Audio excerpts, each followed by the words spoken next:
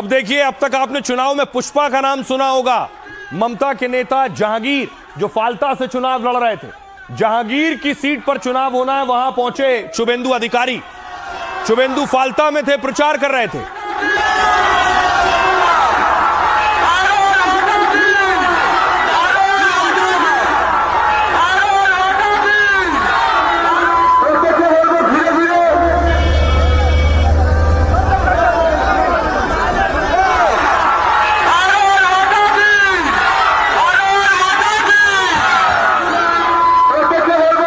शुभेंदु जिस फाल्ता में है, वो फाल्ता वही है जहां जहांगीर खुद को पुष्पा कहता था। अजय पाल ने जब खुद को सिंघम कहा या उनको सिंघम कहा गया। जहांगीर दा, ये the one and only। अरे ए सिंघम जारा पुष्पा को देख जानता, उनका साथ खड़ा है हमारा जहांगीर दा। हमारा शान है, जो डर गया वो मर गया, और पुष्पा डरते नहीं, कभी नहीं। अब इस पुष्पा की सीट पर ही चुनाव होने हैं।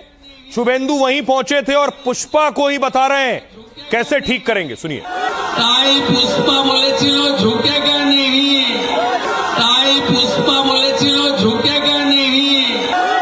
पुष्पा আজকে বলছে আমি পগার পার, আমি নির্বাচনে লড়ছি না।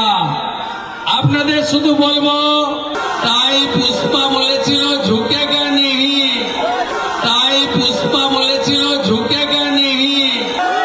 পুষ্পা আজকে বলছে আমি পগার পার, আমি নির্বাচনে লড়ছি না। तो अब सोचिए जरा, शुभेंदु कह रहे हैं पुष्पा कह रहा था झुकेगा नहीं, लेकिन अब पुष्पा तो लड़ेगा ही नहीं। यह तस्वीर आपको याद होगी जब जहांगीर खान के दफ्तर पर तोड़फोड़ हुई थी। चुनाव नतीजों के बाद की तस्वीर है ये।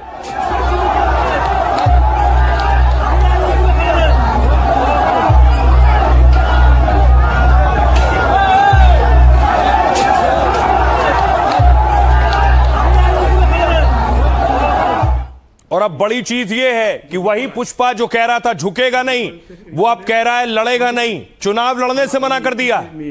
আগামী 21শে মে যে রিপোল আছে, সেই রিপোলের কন্টেস্ট থেকে আমি নিজেকে দূরে সরিয়ে নিলাম। আগামী 21শে মে যে রিপোল আছে, সেই রিপোলের কন্টেস্ট থেকে আমি নিজেকে দূরে সরিয়ে নিলাম। যে রিপোল আছে, সেই রিপোলের কন্টেস্ট থেকে আমি নিজেকে দূরে সরিয়ে নিলাম। টিএমসি খতম, রিপোলের কন্টেস্ট থেকে टाटा बाय बाय। बंगाल में ममता का जो नेता खुद को पुष्पा बता रहा था, फाल्ता के रण में अपनी ताकत दिखा रहा था, अभिषेक बनर्जी का वो राइट हैंड जहांगीर कह रहा था पुष्पा झुकेगा नहीं, पुष्पा झुकेगा नहीं। उसके गढ़ में शुभेंदु ने ऐसी हुंकार भरी कि वोटिंग से 48 घंटे पहले उसने सरेंडर कर दिया। जहांगीर ने ऐलान कर दिया कि वो अब चुनाव नहीं लड़ेगा, मतलब शुभेंदु अधिकारी को चैलेंज नहीं करेगा। चुनाव से ठीक पहले आखिर ममता का पुष्पा क्यों झुक गया? क्या उसे अपनी हार नजर आने लगी थी, या फिर हार जीत से ज्यादा शुभेंदु के एक्शन का डर सताने लगा था? अब देखिए जरा कि आखिर क्या हुआ। जो पुष्पा बन रहा था, जो कह रहा था मैं झुकूंगा नहीं लड़ूंगा, वो आखिर क्यों मैदान छोड़कर भाग गया? सियासत में इसे मैदान छोड़कर भागना ही कहते हैं। जब चुनाव हो, आपने नॉमिनेशन कर रखा है, बाकायदा ईवीएम में टीएमसी का सिंबल होगा, लेकिन पुष्पा कह रहा मैं तो लड़ूंगा ही नहीं। बंगाल की जिस फाल्ता सीट पर 2 दिन बाद चुनाव होने, ये रास्ता फाल्ता का है, 2 दिन बाद चुनाव होने, जहांगीर चुनाव लड़ रहे हैं, उम्मीदवार है टीएमसी के, खुद को पुष्पा कह रहे थे। चुनाव प्रचार खत्म होने से कुछ घंटे पहले इन्होंने मैदान छोड़ दिया और चर्चा होने लगी कि शुभेंदु राज में ममता का पुष्पा झुक गया है। टीएमसी के पुष्पा यानी जहांगीर खान ने खुद पीछे हटने का ऐलान किया। जहांगीर ने अपने बयान में बंगाल के सीएम शुभेंदु अधिकारी की तारीफ की है जमकर, और कहा मैं फाल्ता का बेटा हूं और चाहता हूं यहां शांति बनी रहे। सीएम शुभेंदु फाल्ता के विकास के लिए स्पेशल पैकेज दे रहे हैं, यानी पुष्पा स्पेशल पैकेज पर झुक गया। इस विकास के लिए मैं फाल्ता के चुनाव से खुद को अलग कर रहा हूं। दरअसल 29 अप्रैल को दूसरे फेज में फाल्ता में मतदान हुआ था। गड़बड़ी हुई, हिंसा हुई, शिकायत के बाद 21 मई को फिर से वोटिंग होनी। बीजेपी की तरफ से चुनाव प्रचार की कमान खुद शुभेंदु अधिकारी ने संभाली और एक रैली में कहा वो पुष्पा कहां है, उसकी जिम्मेदारी है। अब जहांगीर को बाहुबली नेता और अभिषेक का राइट हैंड माना जाता है। ममता के भतीजे अभिषेक बनर्जी का फाल्ता सीट अभिषेक बनर्जी के लोकसभा क्षेत्र डायमंड हार्बर में आती है। पिछले 15 साल से यहां टीएमसी उम्मीदवार को ही जीत मिल रही थी और माना जाता है कि टीएमसी की जीत के पीछे जहांगीर का बड़ा हाथ था। अभिषेक बनर्जी के निर्देश पर जहांगीर चुनावी रणनीति संभालता था और इस बार अभिषेक ने जहांगीर को इस सीट पर ही चुनाव का जिम्मा दे दिया। और कुछ दिन पहले बीजेपी को फाल्ता से चुनाव जीतने का चैलेंज दिया था जहांगीर ने और अभिषेक बनर्जी ने कहा था बीजेपी सबसे मजबूत उम्मीदवार को उतार ले फाल्ता से, तब भी 10 जन्म में नहीं जीतेंगे। लेकिन बंगाल में ममता सरकार की हार के बाद समीकरण और माहौल सब बदल गया है। फाल्ता में जहांगीर के पक्ष में प्रचार करने के लिए सोचिए कोई बड़ा नेता नहीं पहुंचा है अब तक। शुभेंदु अधिकारी फाल्ता में प्रचार कर रहे हैं, लेकिन जहांगीर की तरफ से न ममता बनर्जी न अभिषेक बनर्जी दोनों फाल्ता से दूरी बनाए हुए हैं। बीजेपी नेता कह रहे हैं फाल्ता में भी इस बार कमल खिलने वाला है। तो क्या जहांगीर को ममता विरोधी लहर और हार का डर था? दावा तो यह भी है कि जहांगीर की गिरफ्तारी और कार्रवाई का डर भी उन्हें सता रहा है, क्योंकि वोटिंग में गड़बड़ी फैलाने के आरोप में एफआईआर में जहांगीर का नाम दर्ज है। और सोचिए कि बीजेपी फाल्ता सीट से आज तक नहीं जीती, टीएमसी जीतती आ रही थी, जहांगीर अब चुनाव नहीं लड़ रहे हैं। सुनिए जरा क्या कह रहे हैं। मैं फाल्टा की मिट्टी का बेटा हूँ। मैं शांति और विकास चाहता हूँ। मुख्यमंत्री फाल्टा के लिए विशेष पैकेज दे रहे हैं, इसलिए मैं चुनाव नहीं लड़ूंगा। मैंने ये फैसला फाल्टा के लोगों के लिए लिया है। मतदान के दौरान मैंने किसी भी प्रकार की गड़बड़ी नहीं की। मुझे नहीं पता ये किसने किया, मैं अपने कार्यालय में था। टीएमसी का सुपड़ा साफ हो गया, टीएमसी खत्म, टाटा बाय बाय, खत्म, पूरा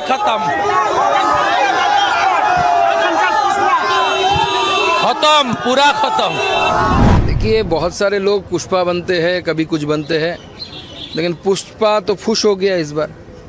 तो ये सारे जो पुष्पा है और उनके जो बॉस है ना, डायमंड हार्बर में मैं जब जाता था तो हर जो लैंप पोस्ट होता था उसके ऊपर फोटो के साथ लिखा होता था एबी झुकेगा नहीं।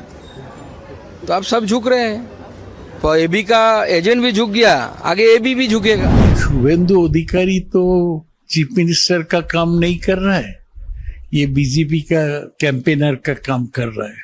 वो कुछ भी बोले उसका कोई इम्पैक्ट नहीं है, क्योंकि वो तो पार्टीजन बात करते हैं, चीफ मिनिस्टर जैसा बात नहीं करते। देखिए ना, मतलब दाएं बाएं ऊपर नीच में एक भी टीएमसी कोई नहीं है। 80 एमएलए होने के बावजूद भी टीएमसी एकदम खाली हो गया है, इसलिए डर में ये लोग हाथ उठा लिया है। और वहाँ का जनता को भी 10 साल से वोट नहीं दे पाए, उसका जनता भी वोट नहीं दे पाया। पूरा वोटर आईडी कार्ड लेके छप्पा मारते थे। अभी वोटर लोग भी, जनता भी जग गया है। अभी इन लोगों का कोई जगह नहीं है पश्चिम बंगाल में। मजबूरी से कर रहे हैं, वो समझ गया जनता का समर्थन भाजपा के साथ है। ये पराजय, अभिषेक बनर्जी का पराजय, ममता बनर्जी के पराजय, सारे गुंडामी करप्शन की पराजय। हमारे सीएम तो सीधा करेंगे ही, जैसे उत्तर प्रदेश में सीधा हो गया, बंगाल में भी ऐसे सब सीधा हो जाएगा। बंगाल में कहा जा रहा है कि एक्शन इतना ज्यादा हो रहा है आज तक के इतिहास में नहीं हुआ, लेकिन टीएमसी ये भी कह रही है चुन चुन कर एक्शन हो रहा है। देखिए, ये टीएमसी के नेता को पकड़ा गया तो महिलाओं ने चप्पल निकाल ली और पुलिस की उसी वैन पर चप्पल चलाने लगी जिस पर टीएमसी के नेता को गिरफ्तार करके ले जाया जा रहा है।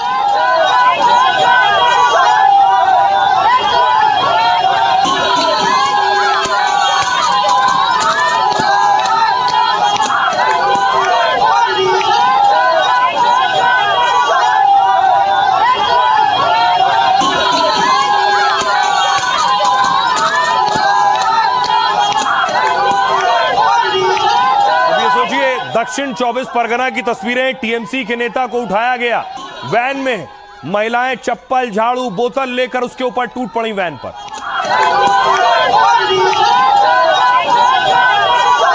ये लोगों का गुस्सा है टीएमसी नेताओं के लिए। क्या आप सवाल ये, एक और तस्वीर देखिए, ये कब्जा की गई थी जमीन जहां दावा है और आरोप है कि टीएमसी का ऑफिस बनाया गया और उस ऑफिस अवैध होने की वजह से बुलडोजर चला।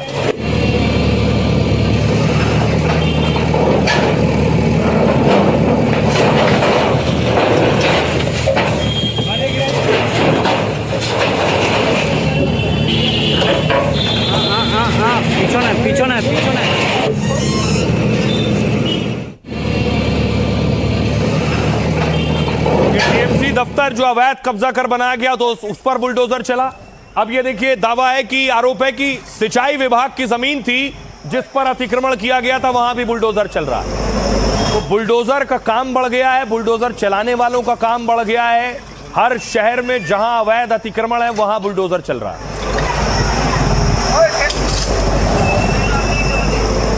ये नंदीग्राम की तस्वीरें मैं आपको दिखा रहा हूं।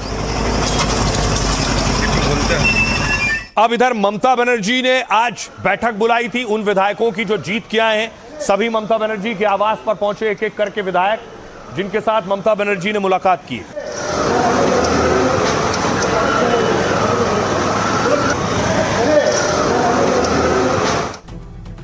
शुभेंदु के रडार पर ममता बनर्जी के भतीजे अभिषेक बनर्जी।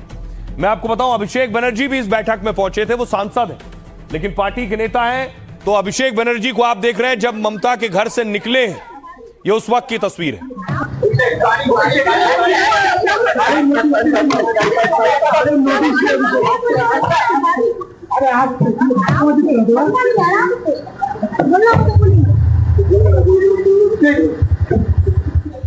और शुभेंदु के एक बयान से साफ है कि क्या होने वाला है।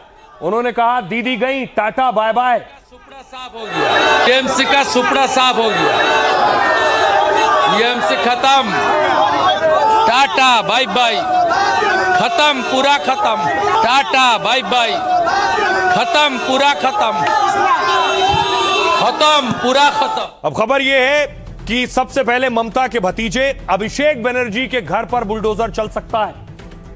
दावा है कि अभिषेक बनर्जी के घर का कुछ हिस्सा अवैध है, जिसके लिए नोटिस दिया गया है कि उसे हटा दें वरना फिर बुलडोजर चलेगा।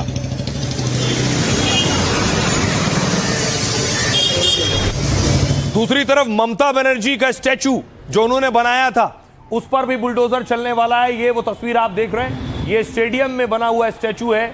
बताया जाता है ममता बनर्जी ने इसका डिजाइन बनाया था और ये मूर्ति अब हटाई जाएगी।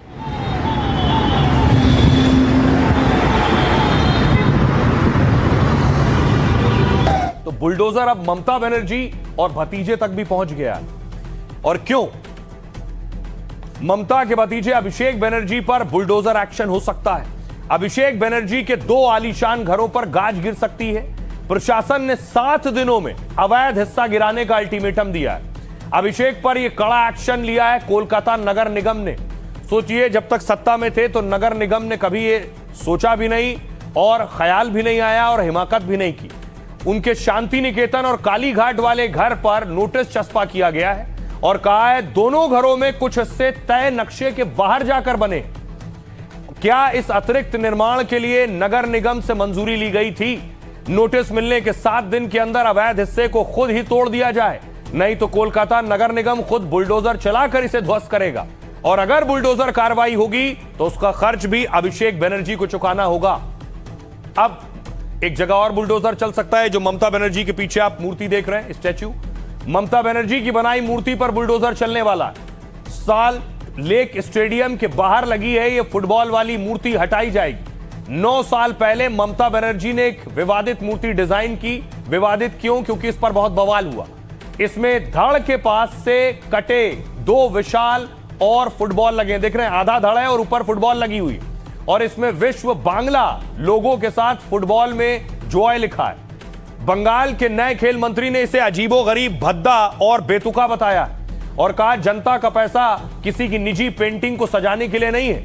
इसकी जगह स्टेडियम का आधुनिक बुनियादी ढांचा तैयार किया जाएगा और ऐसे बेमतलब ढांचे को जल्द से जल्द बुलडोजर से हटा दिया जाएगा। सुनिए जरा इस पर क्या कुछ कह रहे हैं तृणमूल कांग्रेस के नेता और बीजेपी के नेता। यानी जो कानून देश का है उसने वो कानून का हमने सामने रखा है, कोई नया कुछ नहीं किया है, पहले से कानून था। यहाँ कानून का राज होना चाहिए हर क्षेत्र में। पुलिस ने कार्रवाई शुरू कर दी सब जगह में। तो सरकार का जो होता था कानून, हम कानून पर सरकार चलेगी, उसको लोगों के सामने रखा है रिमाइंडिंग के पहले। और क्यों मानना चाहिए ये समझाने के लिए सबको हम लोग कार्यक्रम कैसे कैसे लड़ाई किया जाए उसको लिए बड़ी तरीका से प्लान किया जाए। अभिषेक बनर्जी, ममता बनर्जी, कुणाल, ये लोग बताएंगे तब हम होंगे कामयाब, हम होंगे कामयाब, हम होंगे। आप आइए अभिषेक जी, और ये जो लोकतंत्र का जो मैदान है खुलेआम उसमें आइए, लड़ते जाइए, लोकतंत्र का लड़ाई। ये जो समाज विरोधी डाकू जो मसलमैन गुंडों के लेकर जो लड़ाई आप लड़ रहे थे आम आदमी के खिलाफ, उसके लिए अभी आपका तो तक चल ही गए। अभी आम आदमी देखना चाहते हैं ये जो आप लड़ाई का मैदान में, लोकतंत्र का लड़ाई का मैदान में आप कैसे उतारने वाला है। अब देखिए दूसरी तरफ क्या हो रहा है, सिर्फ बुलडोजर एक जगह नहीं चल रहा है, उन लोगों पर भी कार्रवाई हो रही है जिन्होंने हिंसा की है, चुनाव से पहले, चुनाव के बाद। यह तस्वीर देखिए आसनसोल की है। आसनसोल में हिंसा हुई, पत्थर चले, आंसू गैस के गोले दागे गए, पुलिस चौकी तोड़ दी गई।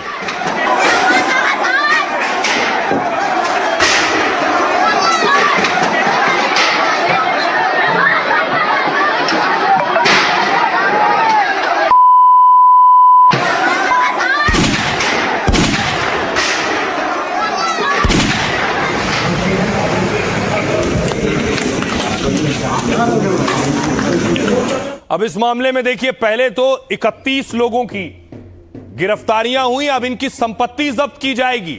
चस्पा कर दिए गए पोस्टर।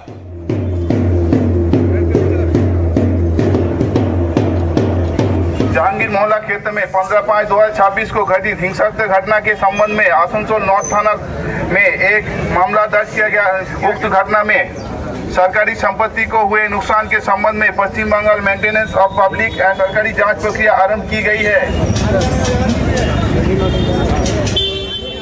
इसके अलावा जिन लोगों ने हिंसा की दूसरी जगहों पर, उनकी देखिए परेड कराई गई है। उन उपद्रवियों को पकड़ा है पुलिस ने, उसके बाद सड़क पर घुमाया है जिससे लोगों में संदेश जाए कि कोई कानून को हाथ में नहीं लेगा, पत्थर नहीं चलाएगा, सार्वजनिक संपत्ति को नुकसान नहीं पहुंचाएगा।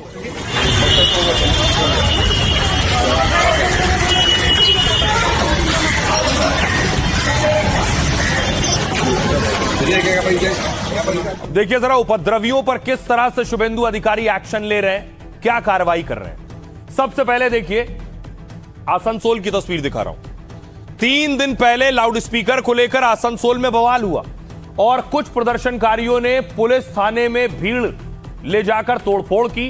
शुभेंदु सरकार ने उपद्रवियों को पकड़ा है, उन पर एक्शन लिया है और हिंसा और बवाल को लेकर 25 से ज्यादा गिरफ्तारियां हुई हैं। पुलिस ने दंगाइयों को सबक सिखाने के लिए पहले उनका जुलूस निकाला सबके सामने और दंगाइयों से वसूली का नोटिस भी जारी किया उन्हें। घटना के दौरान सरकारी संपत्तियों को नुकसान पहुंचा था। शुरुआती स्तर पर नुकसान का आकलन किया जा रहा है और संबंधित विभागों से नुकसान की रिपोर्ट मांगी गई। दूसरी तस्वीर ये देखिए, 17 मई को प्रदर्शन के दौरान पत्थरबाजी हुई थी। इस पत्थरबाजी में करीब 10 पुलिस वाले घायल हुए थे। इसको लेकर मुख्यमंत्री ने उपद्रवियों को कड़ी चेतावनी दी और कहा कि ऐसे देश विरोधी गतिविधियों की इजाजत नहीं होगी। शुभेंदु ने कहा पहले कश्मीर में पत्थरबाजी होती थी, लेकिन 370 हटने के बाद पत्थरबाजी बंद हो चुकी है। बंगाल में भी लोगों को इसकी आदत पड़ गई है। पहले बंगाल में डर का माहौल था, अब नहीं है। अब पुलिस पर पत्थर किसी भी हाल में बर्दाश्त नहीं होगा। अब इस मामले में 40 लोगों की अब तक गिरफ्तारी हो चुकी है।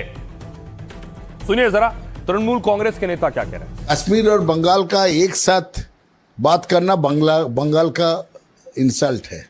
कश्मीर का मसाला एकदम दूसरा था, लेकिन आज जो बंगाल को कश्मीर के साथ नया चीफ मिनिस्टर इक्वेट कर रहे हैं, ये बहुत दुख का बात है। ये नहीं होना चाहिए। बंगाल कभी कश्मीर जैसा बना नहीं और होगा भी नहीं। देखिए, पत्थरबाजी करने का बंगाल में कोई कोशिश करेगा तो शुभेंदु अधिकारी उसको छोड़ने वाले नहीं है। पश्चिम बंगाल में अब कानून का राज है और कानून से ही पश्चिम बंगाल चलेगा। कोई कानून में हाथ में लेगा तो उस पर कार्रवाई हो।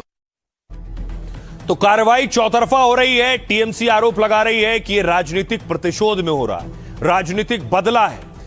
टीएमसी के एक डॉन, जिन्हें ममता का डॉन भी कहते हैं, उससे पहले एक तस्वीर देखिए जरा। ये देख रहे हैं, ममता की तस्वीर हटाई गई है। नगर निगम की तस्वीर है, म्युनिसिपल कॉर्पोरेशन में अंदर घुसे हैं। पीएम मोदी और राष्ट्रपति की तस्वीर लगाई है, ममता बनर्जी की तस्वीर हटाई गई।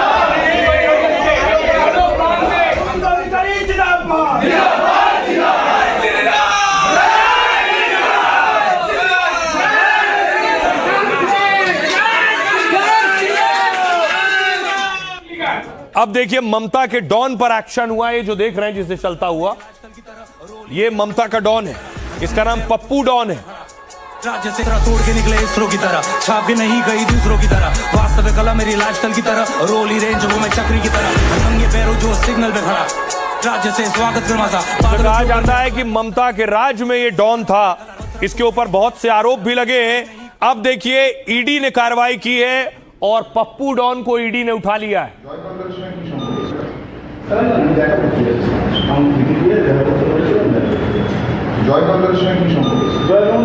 उसके बाद गिरफ्तारी के बाद पप्पू डॉन को कोर्ट में पेश किया गया। ईडी की टीम लेकर सोना पप्पू को कोर्ट पहुंची है।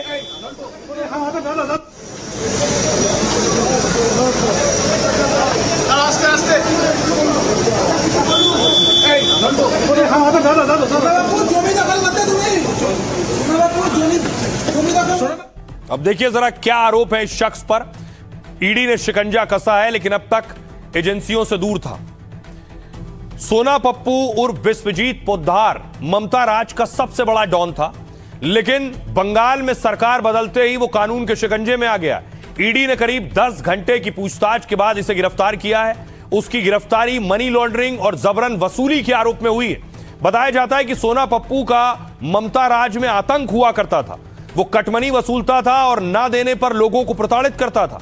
उसके आतंक के सामने पुलिस प्रशासन मूकदर्शक बनी रहती थी। ईडी ने अवैध वित्तीय लेन देन को लेकर उसे 5 समन जारी किए, लेकिन वो हाजिर नहीं हुआ और कानून की आंखों में धूल झोंकता रहा। हाल में इसी केस में ईडी ने एक पुलिस अधिकारी को गिरफ्तार किया और जिसके बाद सोना पप्पू पर दबाव बढ़ा और वो सोमवार को ईडी दफ्तर पहुंचा था, लेकिन जांच एजेंसी के सवालों के सामने उसकी हेकड़ी निकल गई। उसके बाद ईडी ने अरेस्ट किया है। सुनिए जरा कुणाल घोष क्या कह रहे हैं और अग्निमित्रा पॉल क्या कह रहे हैं। के ऊपर जो टॉर्चर चल रहा है, सीपीएम जमाने में जो होता था वो फिर हुआ। इतना सारा गरीबों का प्रॉब्लम हो गया। और दूसरा ये पोस्ट पोल वायलेंस चल रहा है, घर से निकल रहा है, केस दे रहा है, उसको तो फॉल्स केस में अरेस्ट थ्रेट सब चल रहा है। वो आप अभिषेक बनर्जी हो सकते हैं, आप ममता बनर्जी हो सकते हैं, आप जावेद खान हो सकते हैं, आप वो पप्पू बोल के वो बदमाश क्रिमिनल सोना पप्पू हो सकते हैं, आप राजू नौशकर हो सकते हैं। कितना बुद्धू है ये लोग ना, समझते थे कि ये लोग इंडिस्पेंसिबल है, कभी उन लोग को हटाया नहीं जाएगा। 15 साल बेलेघाटा में और कौशबा में इतना बदमाशी किए, अब अरेस्टेड है। और अभिषेक बनर्जी भी, आप भी कोई भगवान नहीं है। ये पब्लिक का पैसा से सरकार चल रहा है और पब्लिक को कोई अपमान हो, असुविधा हो या पब्लिक को ठग कर कुछ किया जाए, वो हम लोग करने नहीं देंगे। अब देखिए इन सारे एक्शन के बीच शुभेंदु अधिकारी के एक एक्शन की तारीफ हो रही है जो अब तक अड़चन थी ममता राज में, ऐसा आरोप है। शुभेंदु अधिकारी ने बीएसएफ के साथ बैठक की पिछले दिनों और यह तय किया कि वो इलाका वो बीएसएफ को देंगे, वो जगह केंद्र सरकार को देंगे जहां सबसे जरूरी है सुरक्षा। वो कौन सी जगह मैं आपको बताऊं, खासतौर से बॉर्डर का इलाका।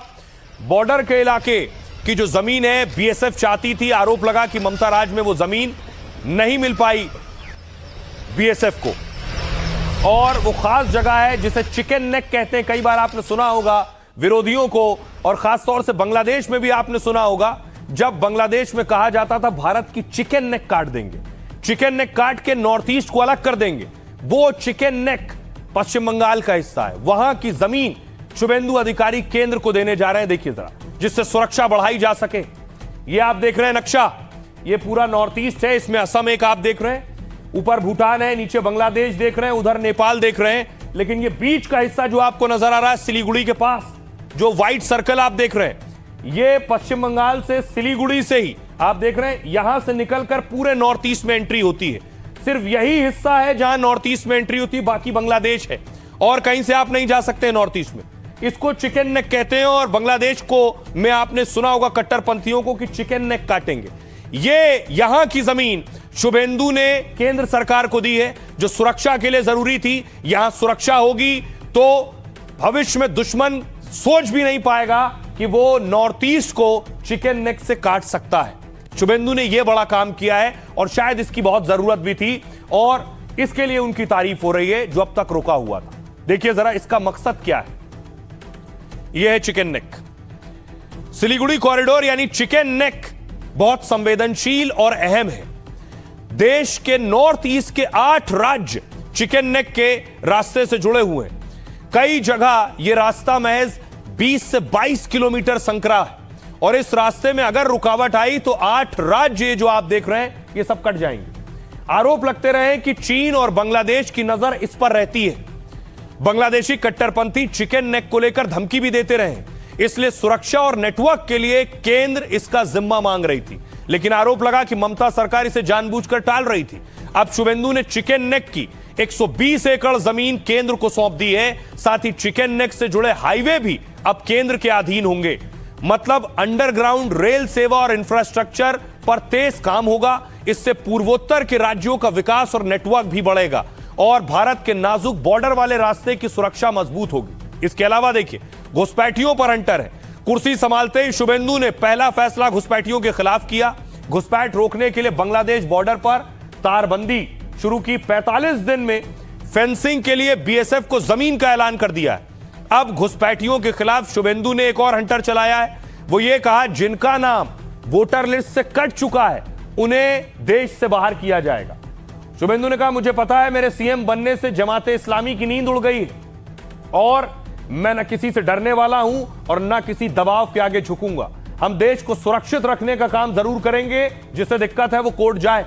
शुभेंदु ने घुसपैठ पर कड़े एक्शन का बांग्लादेशी कट्टरपंथी भी विरोध कर रहे हैं। वहां के बांग्लादेश सरकार के सलाहकार हुमायूं कबीर ने बयान जारी किया है। कहा, सीमा पर बाड़ लगाने के भारत के फैसले से बांग्लादेश डरा नहीं है। बॉर्डर और प्रवासियों के मुद्दे पर जरूरत पड़ी तो बातचीत को भी तैयार है। सुनिए जरा शुभेंदु अधिकारी इस पर क्या कुछ कह रहे हैं। डरने वाला आदमी नहीं हूं, डराने का काम करने का कोई जरूरत नहीं है। भाजपा ने जो कमिटमेंट दिया वो पूरा करने का काम भाजपा का चीफ मिनिस्टर करेगा करेगा करेगा। नेशन फर्स्ट, देश को सुरक्षित रखने का काम भारतीय जनता पार्टी का ही सरकार करेगा। पहले तो वोटर लिस्ट में डिटेक्ट हो गया, उसका बाद वोटर लिस्ट में डिलीट हो गया, अभी तो टाइम आ गया है बंधु डिपोर्ट करने का।